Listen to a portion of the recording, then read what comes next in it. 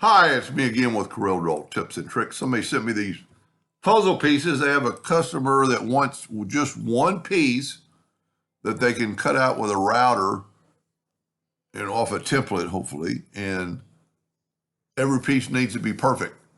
And I first looked at it, I'm going, looks pretty perfect for me, but a second look, it's off a little bit. And you can really see it if you take away the fill by left clicking, and it's just off, it has to be perfect. So I am going to still, instead of drawing a whole puzzle, I'm going to draw a puzzle using this because I think this would work with a router that they could make this turn. That's things you always got to think about. So what we're going to look at first, I'm going to look at the size because I can't really measure it because of the humps on it. So it's 8.5 inches by, well, that might be one of the problems right there. See, we got 8.51 on our box. I like the way, or maybe that's not your, I'm using the latest version of Corel, which I very seldom ever use. So what I'm going to do, I'm just going to make one from scratch. I'm going to make his bed size bigger, just make it like 20 by 20, just to have something in the center. And I'm going to make it 8.5 by 8.5. And that would bug me to no end. I am going to make sure it's a hairline, and I'm going to make it with our ratio locked. I'm going to make it 8.5. So that's square, and it'll help. Maybe that's what kind of threw him off at first. So to do this, I'm going to steal this piece. And when I say I'm going to steal it, I'm just going to borrow it. I'm going to take a 2-point line and go from that node to that node. And I'm going to fill it in and with my Smart Fill tool. Smart Fill creates a new object. And I'm going to hit P and put it in the center of the page. I am going to left click, right click. Now I need to put it on top. And the reason I put it in the center is because we want to make sure it is. One thing we can try first, see if this works. Holding it and get your parallel dimension tool and hold down your control button. And see we're at 5.39. So let's set our nudge factor on 5.39. And by nudging it up, it'll be right in the center. Let's see if that looks good. See, it's right on the line. It's perfect. Now, to make a puzzle piece, we need to move this one down 8.5 inches. So I'm going to Control D and hit the plus key. And now I'm going to I don't have to cut this line out, but I've got to cut this line out. And while I'm here, I'm going to take that piece and move it out of the way. I made a copy of it. So if we use the Smart Fill tool, we've done that right there, and there is our piece, and we can check it before we go any further. I'm going to Control D and make a duplicate and grab that node right there and have it snap to that node. And you can see that they're right on each other. So with that said, we'll get rid of this one. We'll take this one and hit P and rotate it 90 degrees. Now I'm going to hit P and put center of the page, center of the page, but this isn't in the center of the page.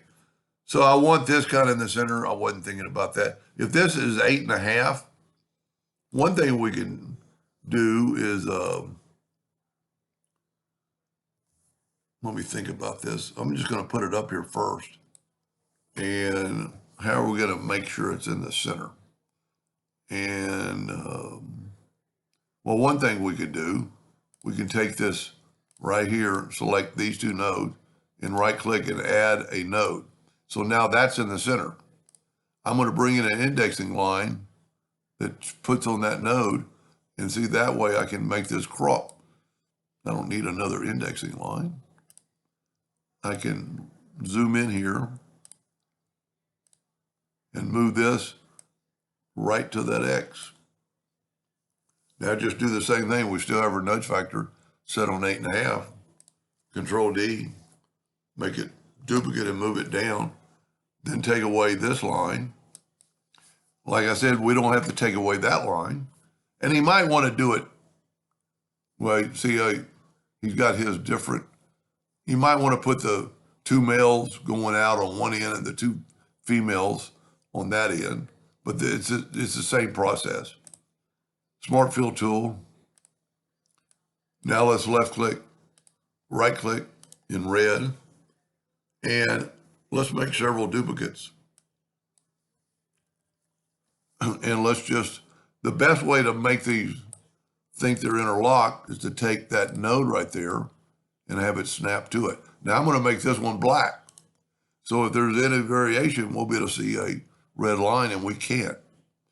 Now take this one and have it, this way we'll know if I got it in the center, and I did, because I didn't have to, I would have thought about rotating it, but I need to test all my pieces.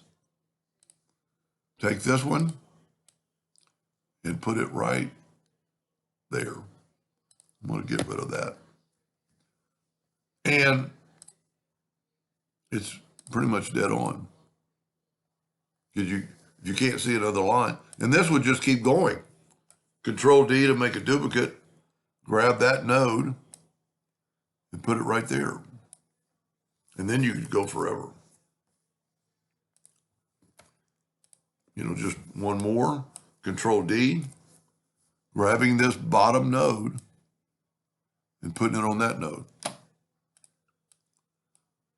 Pretty cool design, but I'm looking at, I wish I would have kept his, he might have put, you know, you might want to put the 2 males going out and the 2 females on the side going in. Because that way these are pretty close. And now that I think about it, it'd be the same process. This might make his puzzle piece a little weak because he is filling it in, or he is routering it out. Hopefully what he's trying to do is make a template, say out of MDF. And then if I was doing this, and of course the man that he's helping probably knows, but cut out on bandsaw pretty close and then run the router along that MDF, so you're not taking away so much wood. But it would be very easy to make it like the original, where the 2 males are coming out on that side, and the 2 females are coming in. Anyway, I hope that answered his question, and thank you for watching.